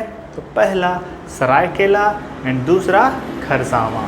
क्लियर है? चलिए देखते हैं और समझते हैं कि इन देसी रियासतों में क्या देखने को मिला है। तो सबसे पहले इन दोनों को इंडिविजुअल तरीके से देखेंगे और समझेंगे कि आखिरकार इसको याद रखना या फिर झारखंड के अनेक एग्ज़ामों में आखिरकार इसका कुछ महत्व है या नहीं है। तो अधिकतर देखा जा रहा है कि झारखंड राज्य के राज्य स्तरीय एग्ज़ाम में बहुत सारे क्वेश्चन इससे रिलेटेड रहते हैं। क्लियर है? तो चलिए अब स्टार्ट करते हैं जो देसी रियासतें हैं उसके ऊपर। और वो देसी रियासत क्या है? तो पहला सरायकेला, दूसरा खरसावां। चलिए स्टार्ट करते हैं। इन दोनों के बीच में क्या महत्वपूर्ण पॉइंट्स हैं जो हमें याद करने हैं। आगे बढ़ते हैं और देखते हैं आखिरकार क्या बतलाने का प्रयास किया जा रहा है। सबसे पहले लिखा गया है कि ब्रिटिश शासनकाल में, कब? ब्रिटिश शासनकाल में भारत में, कब? भारत में, पूरे भारत, झारखंड नहीं, पूरे भारत में कुल 560 से अधिक देसी रियासतें थी। कितने? देसी रियासतें की अगर बात की जाए तो पूरे भारतवर्ष में या फिर पूरे भारत देश में लगभग 560 से अधिक देसी रियासतें थी। कितने? देसी रियासतें कितने थे? 560। उसके बीच में मैं आपको उठा कर लेकर आ गया हूँ झारखंड की। कहाँ लेकर आ गया हूँ? झारखंड। ये झारखंड के हर उस अभ्यर्थी के लिए इम्पोर्टेंट वीडियो होने वाला है। तो ये क्या है? हमें पता चला कि पूरे भारत देश में कुल ब्रिटिश शासनकाल के समय से कितने रियासतें थी? 560 रियासतें। कितने? 560। भूलना नहीं है। आगे देखते हैं इनमें से किनमें से? भारत के 560 रियासतों में से जो है संयुक्त बिहार में, कितने? संयुक्त बिहार में केवल 2 देसी रियासतें थी। कितने? 2। ये क्या था? संयुक्त बिहार का मैंने नाम क्यों लिया? क्योंकि झारखंड का विभाजन, मतलब बिहार और झारखंड को अलग अलग जब किया गया, उससे पहले जब बिहार में ही झारखंड आता था उस समय की बात है।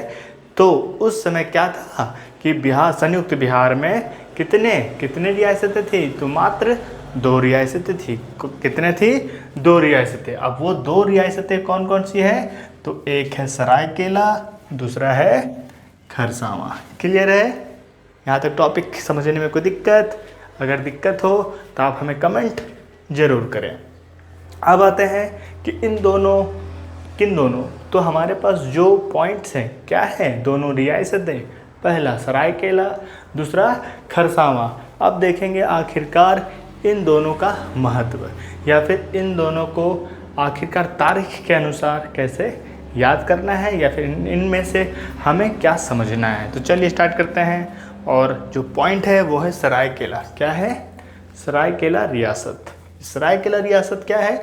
सबसे पहले सरायकेला रियासत की जो स्थापना हुआ है वो हुआ है सिंहवंशी राजा कौन? विक्रम सिंह के द्वारा। किसके द्वारा? विक्रम सिंह के द्वारा सरायकेला रियासत का स्थापना किया गया। क्लियर है?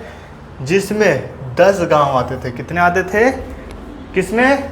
सरायकेला के जो हमारा रियासत है उसमें 10 गांव सम्मिलित किए गए थे। क्लियर है? जो अगर पूछा जाए कि सरायकेला रियासत की स्थापना किसने किया, तो किसने किया? विक्रम सिंह ने। किसने किया? विक्रम सिंह ने। जो कौन सा राजा था? तो सिंहवंशी राजा था। क्या था? सिंहवंशी राजा था। आगे देखा जाए तो आगे है विक्रम सिंह के पिता का नाम। कौन? विक्रम सिंह, जो क्या है? सरायकेला का संस्थापक है। ये क्या किया कि विक्रम सिंह के पिता का नाम क्या था? अर्जुन सिंह। क्या था? ये भी एक राजा थे। क्लियर है? आगे बढ़ते हैं और आगे देखते हैं कि आपके लिए क्या है। तो आपके लिए है कि सरायकेला रियासत का अंग्रेज़ों के साथ सबसे पहले 1770 में, कब? 1770, ध्यान से देखना है। किसका? सरायकेला और अंग्रेज़ों के बीच सबसे पहले 1770 में संपर्क हुआ। कब हुआ? 1770 ईस्वी में अंग्रेज और सरायकेला के राजा के साथ क्या हुआ? बैठक और मेल मिलाप हुआ। जिसमें क्या हुआ? उसके बाद 1770 में मेल मिलाप हो गया। फिर धीरे धीरे दोनों के बीच संधि हुआ। क्या हुआ? संधि। संधि मतलब मेल मिलाप, मीटिंग, ये सारी चीज़ें हुए। उसके बाद एवं 1793 में, कब? 1793 में सरायकेला, कौन? सरायकेला। 1793 में सरायकेला क्या किया? और अंग्रेज़ों के बीच एक नियम बने। क्या बने? नियम। आखिरकार अगर कुछ राजपाट को चलाने हैं तो एक ना एक दूसरे के बीच और एक ना एक दूसरे के अंदर रहकर ही राजपाट चलाया जाता है। इसीलिए बोला गया है कि सरायकेला एवं अंग्रेज़ों के बीच एक नियम बने। सरायकेला मतलब सरायकेला के उस समय जो राजा हुआ करते थे, कब? 1793 में। तो उस समय के राजा जो सरायकेला के राजा हुआ करते थे और अंग्रेज़ों के बीच क्या हुआ? एक बैठक और एक संधि हुआ। संधि मतलब कि हाँ ये कानून अपनाए जाएंगे आखिरकार अगर आपको यहाँ रहना है तो सरायकेला के राजा एवं अंग्रेज़ों के बीच एक नियम बने। वो नियम क्या था कि सरायकेला के राजा अभिराम सिंह, कौन? अभिराम सिंह। कौन थे उस समय के राजा? अभिराम सिंह। 1793 में जब अंग्रेज और सरायकेला के बीच में संधि हो रहा था तो उस समय क्या हुआ कि उस समय सरायकेला के राजा अभिराम सिंह को अंग्रेज़ों की सहायता, किसकी सहायता?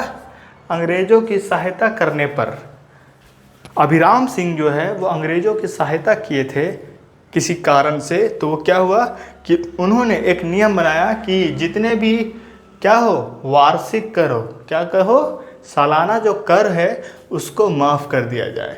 क्योंकि अंग्रेज़ थे, अंग्रेज़ तो अनेक प्रकार का कर भारत में लागू कर चुके थे। उस समय झारखंड में क्या हुआ कि झारखंड में जब अभिराम सिंह ने जब अंग्रेज़ों की मदद की तो अभिराम सिंह ने क्या किया, उन्होंने एक प्रस्ताव, एक अपना उद्देश्य रख दिया कि आखिरकार अगर मैं आपकी मदद कर रहा हूं तो मैं आपको किसी भी प्रकार का वार्षिक ब्याज, वार्षिक टैक्स नहीं दूंगा। तो इस पर क्या हुआ, सरायकेला खरसावां और अंग्रेज़ों के बीच अंग्रेज ने बोला कि चलिए अनुमति है कि आपसे कर नहीं लिया जाएगा। उसके बाद 1793 से आ जाते हैं हम लोग 1820 में। कहाँ जाते हैं? 1820 में। 1820 में सरायकेला की राजा के मदद से, कहाँ के राजा की मदद से? सरायकेला के राजा के मदद से तमाड़ के विद्रोही नेता, एक तमाड़ जगह है, तमाड़ के विद्रोही नेता को गिरफ्तार कर लिया गया। ठीक है, किसके मदद से? सरायकेला के राजा के मदद से। कौन गिरफ्तार किया था? तो अंग्रेज। कौन किया था? अंग्रेज, क्योंकि अंग्रेज ही पूरा हमारा भारत को उथल पुथल करके और अच्छे तरीके से अपने कब्जे में ले लिया था। फिर भी वो भारतीय और फिर भी वो क्षेत्रीय राजाओं की मदद से ही भारत में राजपाट चलाता था। उसके बाद क्या है? 1899 ईस्वी में। कब? 1899 ईस्वी में अंग्रेज़ों ने सरायकेला को एक रियासत के रूप में मान्यता प्रदान की। किसको? सरायकेला को क्या दिया? एक रियासत की मान्यता दी। कब? 1899 में। क्वेश्चन आपसे पूछा जाएगा कि जो हमारा सरायकेला रियासत है, इसको रियासत की मान्यता कब दी गई और किसके द्वारा दी गई? तो किसके द्वारा नहीं, कोई इंसान नहीं आएगा, तो इसमें यहाँ आएगा क्या कि सरायकेला को रियासत की मान्यता 1899 में दिया गया और अंग्रेज़ों के द्वारा दिया गया। क्लियर है? आगे बढ़ते हैं और आगे देखते हैं। आखिरकार एक चीज़ मैं आपको बता देता हूँ कि जब सरायकेला के राजा अंग्रेज़ों की मदद करते थे, तो सरायकेला के राजा जब अंग्रेज़ों की मदद किया करते थे तो ही अंग्रेज़ों ने क्या किया, एक पुरहाट राज्य, क्या है, पुरहाट राज्य, उसी राज्य का एक हिस्सा किसको दिया गया, सरायकेला के नाम से प्रचलित किया गया। किसका हिस्सा है? अगर क्वेश्चन आएगा कि सरायकेला किस राज्य का हिस्सा है, तो पुरहाट राज्य का हिस्सा था सरायकेला। ये सरायकेला अंग्रेज़ों ने क्या किया, एक रियासत के रूप में मान्यता दे दिया। क्यों दिया? क्योंकि वहाँ के राजाओं को मदद से, वहाँ के राजा कहाँ गए, हमारे सरायकेला के राजाओं की मदद से अंग्रेज अनेक प्रकार के कार्य कर पा रहे थे। इसके वजह से पुरहाट राज्य का एक हिस्सा सरायकेला स्थापित किया गया, जिसे एक रियासत का मान्यता दिया गया। अब आगे देखते हैं, आगे क्या है। 1899 के बाद आते हैं 1947, 1947। 1947 में देश की स्वतंत्रता। कब? 1947 इक्वल टू हमारा भारत देश का स्वतंत्रता का एक अनुमानित पूरा गठित तिथि। ठीक है। स्वतंत्रता के बाद सरायकेला का सरायकेला भारत संघ का अंग बन गया। क्या बन गया? भारत संघ का अंग। कब बना? 1947 में जब देश आज़ाद हो चुका तो सरायकेला को भारत संघ का एक अंग बना लिया गया। उसके बाद 1956 में जब राज्यों का पुनर्गठन हुआ, कब हुआ? 1956 में जब राज्यों का पुनर्गठन हुआ, उसके बाद सरायकेला को बिहार राज्य में शामिल किया गया। कहाँ किया गया? बिहार राज्य में शामिल किया गया। किस राज्य में? बिहार राज्य। ध्यान से सुनिएगा कि 1956 में राज्यों का पुनर्गठन के वक्त हमारे सरायकेला को कहाँ शामिल किया? बिहार राज्य में शामिल किया गया। उसके बाद अंतिम और इम्पॉर्टेंट पॉइंट 2000 ईस्वी में। कब? 2000 ईस्वी में जब झारखंड और बिहार को अलग किया गया, जब झारखंड का निर्माण हुआ। क्लियर? 2000 ईस्वी में सरायकेला झारखंड राज्य का एक अहम भाग बन गया और आज सरायकेला झारखंड राज्य का एक अहम भाग है। क्लियर है? जो कौन से प्रमंडल में आता है? तो कोल्हान प्रमंडल में। कौन से प्रमंडल में? कोल्हान प्रमंडल। क्लियर है? यहाँ तक आपको मैंने बताया केवल सरायकेला रियासत की जानकारी। अब आते हैं खरसावां। खरसावां भी कुछ मिली जुली है जो टोटल विक्रम सिंह को अपने अंतर्गत रखेगा। चलिए अब मैं बताता हूँ आपको कौन सा रियासत? खरसावां रियासत। क्लियर है? खरसावां रियासत की जो स्थापना हुआ है वो कौन किया है? तो विक्रम सिंह के द्वितीय पुत्र। कौन किए हैं? विक्रम सिंह के द्वितीय पुत्र। उसके बाद क्या हुआ है कि 1793 में खरसावां एवं अंग्रेजों के बीच क्या हुआ? एक संधि हुआ। क्या हुआ? संधि। एक बैठक, एक प्रचलन, एक साथ में मेल जोल करने का एक संधि हुआ। उसके बाद क्या हुआ? एवं 1899 में, मतलब 1899 में अंग्रेजों ने खरसावां को भी, किसको? खरसावां को भी एक रियासत के रूप में मान्यता दे दी। कब दिया? अंग्रेजों ने खरसावां को रियासत की मान्यता कब दी? तो 1899 में, मतलब 1899 में। क्लियर है? आगे बढ़ते हैं और आगे देखते क्या है। तो आगे है कि सबसे पहले यहाँ ध्यान देना है कि 1793 में खरसावां एवं अंग्रेजों के बीच क्या हुआ? एक बैठक हुआ। संधि कब हुआ था? 1793 में। उसके बाद मान्यता कब मिला इसको रियासत का? तो 1899 में। 1899 में क्या मिला? खरसावां को एक रियासत की मान्यता प्रदान किया गया। उसके बाद क्या बोला गया कि फिर 1947 में देश की स्वतंत्रता के बाद, कब? देश की स्वतंत्रता के बाद खरसावां को भारत संघ का अंग बना दिया गया। एवं इसे क्या किया गया? जब पुनर्गठन हुआ तो यह बिहार राज्य में आया। कहाँ आया? बिहार राज्य में। खरसावां भी किस राज्य में आया? बिहार राज्य में। कब? पुनर्गठन के समय। पुनर्गठन कब हुआ था? 1956 में। कब हुआ था? 1956 के पुनर्गठन में। उसके बाद हमें बताया गया कि पुनर्गठन में जब सरायकेला को बिहार राज्य में रखा गया, उसी तरह से पुनर्गठन के समय खरसावां को भी बिहार राज्य में शामिल किया गया। और अंत में जब बिहार राज्य से झारखंड अलग हुआ 2000 ईस्वी में, तो खरसावां को झारखंड राज्य में शामिल किया गया और आज खरसावां झारखंड राज्य का एक हिस्सा है। क्लियर है? जो कौन से प्रमंडल में है? ये भी कोल्हान प्रमंडल में है। अगर पूछा जाए कि सरायकेला एवं खरसावां कौन से प्रमंडल में है, तो ये कोल्हान प्रमंडल में है, जो झारखंड में है। क्लियर है? तो आज का क्लास मैंने आपको बताया कि झारखंड में कितने दो देसी रियासतें, दो देसी रियासतें, जो है पहला सरायकेला, दूसरा खरसावां। क्लियर है? तो आज का क्लास केवल झारखंड में देसी रियासतें। अगर आपको हमारा यह वीडियो पसंद आया हो तो हमारे वीडियो को लाइक करें, कुछ बेहतर कमेंट करें और हमारे चैनल को सब्सक्राइब करना ना भूलें और अपने सारे दोस्तों के साथ शेयर ज़रूर करें। मैं दीपक रंजन, थैंक यू।